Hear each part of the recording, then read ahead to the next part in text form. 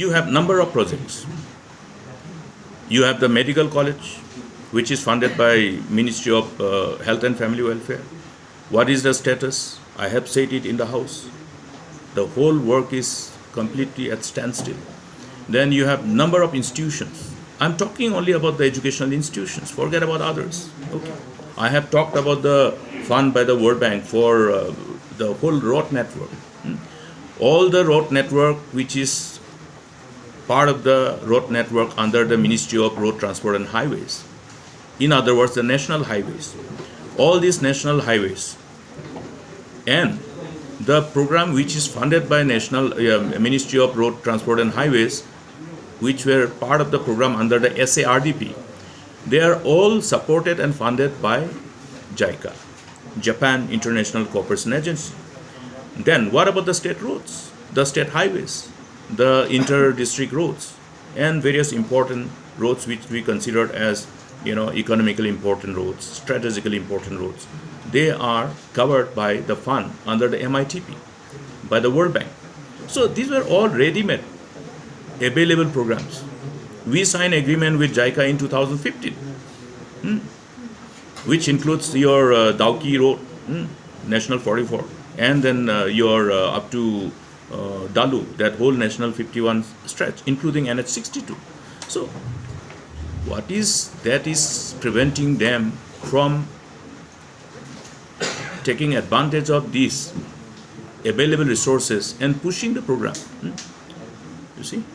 Now, what happened to that NH 127B, one of the most important project ever sanctioned in the Northeast, with the bridge over Brahmaputra, which is going to be the longest bridge over Brahmaputra, connecting Dhubri to our Garo Hills Phulbari, at Phulbari. What has happened to those road which comes up to your Nongstoin? NH 127B is from Siddharampur to Nongstoin. NH 44E is up to Nongstoin only. Okay.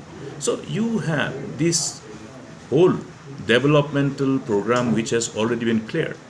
Funding has been already tied up. So resources are available. Then you look at the programs which are covered under Ministry of Donor. You had recently seen the team from Rajya Sabha coming and visiting the state, the petition committee. Why have they come? What have they seen? I think you must ask them. I believe they must have given some press briefing, or I don't know. But the thing is that NH 44E is up to Nongstoin only. Okay. So you have this whole developmental program which has already been cleared. Funding has been already tied up. So resources are available. Then you look at the programs which are covered under Ministry of Donor. You had recently seen the team from Rajya Sabha coming and visiting the state, the petition committee. Why have they come? What have they seen? I think you must ask them. I believe they must have given some press briefing, or I don't know. But the thing is that there is serious irregularities in utilization of fund. Serious irregularities. In other words, I will say in Hindi, idhar kamal udhar, udhar kamal idhar. Okay. That is where this whole issue of not being able to submit UC. Why you can't submit UC? Suppose a program. Say for example, I will give you an example of simple program, MLS scheme. When we award the work to a community, village community, village development community, once they do the work, they submit the UC. Done. If they don't do the work, they will not be able to submit a UC. You got my point. So the fact that they have not been able to submit utilization certificate against those funds which they have received from different line ministries indicates that they have not utilized the fund for the purpose. And that's why they could not submit a utilization certificate. And that's why the delay, that's why the deprivation of the state. Now, if you cannot, let me be very blunt, if you cannot absorb the money which has been released to you, as a, if the line department cannot absorb, then what happens? You deprive the state of that fund. If you delay by 3 years, that means you have deprived further fund coming. Because the same amount which would have come the subsequent year will not come. Now what happened to the big talk, rhetoric of that Eclabia schools? What happened? You ask them. Eclabia schools. Huh? What happened? So where is the money?